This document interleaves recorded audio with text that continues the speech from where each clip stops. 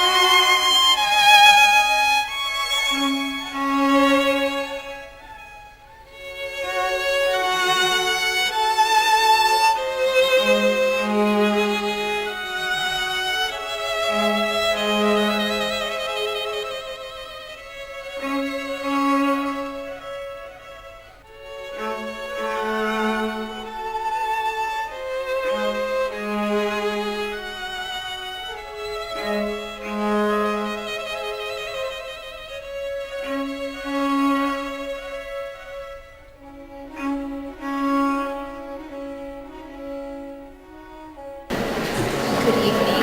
My name is Tory, and it is my pleasure on behalf of RBC to welcome you to the power plant and to the RBC Canadian Painting Competition. And it is our pleasure to have you here tonight to be able to showcase this wonderful art and to also be able to thank you for your business and to enjoy some socializing with all of you.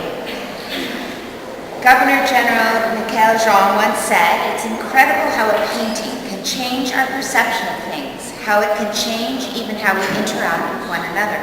Works of art do more than just bring a little beauty to the places in which they are displayed. They give these places a sense of greater harmony and meaning. That is where the true power of art resides." RBC believes in the power of the arts to enrich our lives and to enrich our communities and promote awareness of our heritage and culture. And we know that every image tells a story. We also strongly believe in investing to develop the best and brightest emerging artists in all media, from film to opera to visual arts. For the past 11 years, the RBC Canadian Painting Competition has been as much about assisting emerging Canadian artists as it has been about celebrating our vibrant Canadian culture. By promoting our artists both locally and nationally, we're creating broader awareness about our country, our people, and our rich cultural diversity. And as these artists step out onto our national consciousness, and you should know that many of these paintings tour around to different parts of the country, we are so proud to give them the valuable support that will help establish their talent for the long term. When you look back over the past 11 years, it's heartening to see that the competition has helped raise the profile of visual arts in Canada significantly. It has also served to launch for some very successful careers. In fact, over half of the artists who did not previously have gallery representation are now exhibiting at galleries across the country, which is very, very exciting. So just to give you a few names that perhaps some of you will recognize, previous winners include Etienne Zack, our winner from 2005, and a juror this year, in fact, who will have a solo exhibition next year at the Musée d'Art Contemporain in Montreal. Our 2007 winner, Arabella Campbell, who has exhibited at Art Basel Miami and in Europe, and Amanda Reeves, a runner-up last year, who currently has an exhibition at the Dubinsky Gallery in Toronto. And finally, Martin Galland, this year's runner-up, who's now being represented by Birch Librelato Gallery in Toronto. So very exciting.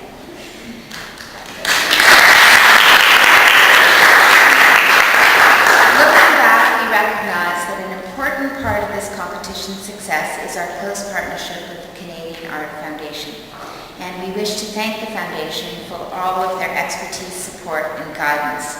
As the adjudicator, and no, the bankers do not, that is not our area of expertise. Although we enjoy fine art, I don't think that's the Canadian Art Foundation is absolutely critical to the success of this first-class competition, and so I want to very much extend our thanks to the 9 experts on the jury this year who made their selection from over 600 submissions.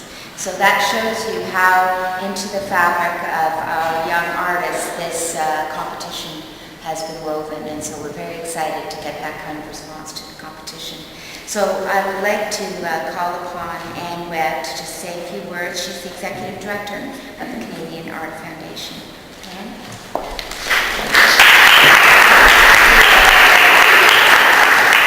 Thanks very much, Jennifer, and welcome everyone. And the Canadian Art Foundation, in fact, doesn't choose the artists either.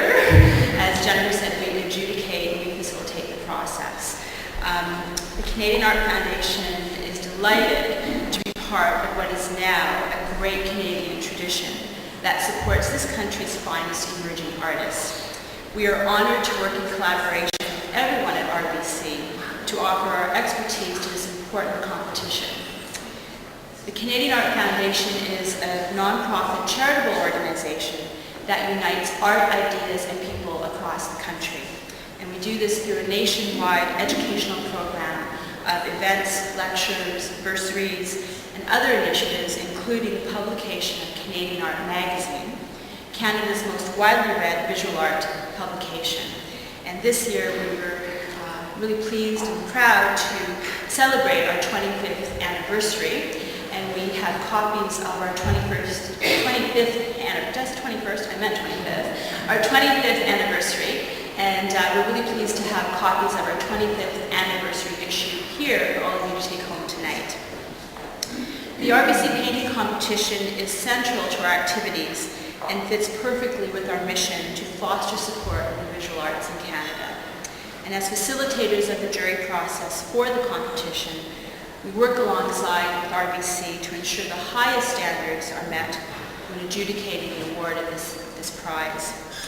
The jury that decided this year's award winners, as Jennifer said, comprises individuals who are this country's leaders in the visual arts, and they take their task very, very seriously. They spent many hours reviewing hundreds of submissions and considering the finalists. And I'd just like to say, there's lots of tangible benefits to this competition, such as the award money, which is so important for the artists, the exhibition that travels around the country, but it's those intangible benefits that you can't quite, put down on an accounting sheet that really change the face of visual arts in Canada. And things like, bringing together 9 jury members from across the country, bringing together all the artists, and giving us an opportunity to sit together in a room to talk about art, and to talk about the best young emerging artists, giving artists the opportunity to come together, to meet each other. These are things that